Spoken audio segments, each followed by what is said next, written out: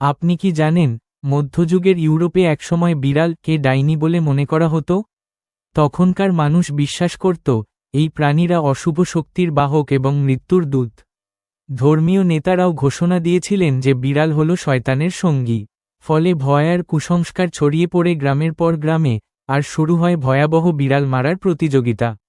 রাতের অন্ধকারে গ্রামবাসীরা দল বেঁধে কালো বিড়াল ধরে আগুনে পুড়িয়ে ফেলত বা পানিতে ডুবিয়ে মারত, মনে করত এতে গ্রাম রক্ষা পাবে।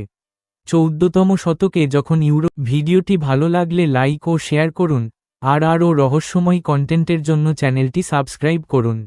মারাত্মক ব্ল্যাক ডেথ প্লেগ ছড়িয়ে পড়ে এই অন্ধবিশ্বাস আরও বেড়ে যায়। মানুষ মনে করত বিড়ালই এই রোগের কারণ, কিন্তু আসল বিপদ ছিল ইঁদুর, যাদের শরীরে ছিল সংক্রমণ ছড়ানো পিস। অসংখ্য বিড়াল মেরে ফেলার ফলে ইঁদুরের সংখ্যা ভয়ানকভাবে বেড়েছে, তাই প্লেগ রোগ আরও দ্রুত ছড়িয়ে পড়ল। এর কারণে কোটি কোটি মানুষের মৃত্যু হল। এই ইতিহাস আমাদের শেখায়, ভয় আর অজ্ঞতা কতটা ভয়ঙ্কর হতে পারে। অকারণ কুসংস্কার শুধু নিরীহ প্রাণীদের নয়, অসংখ্য মানুষের জীবনও কেড়ে নিয়েছিল।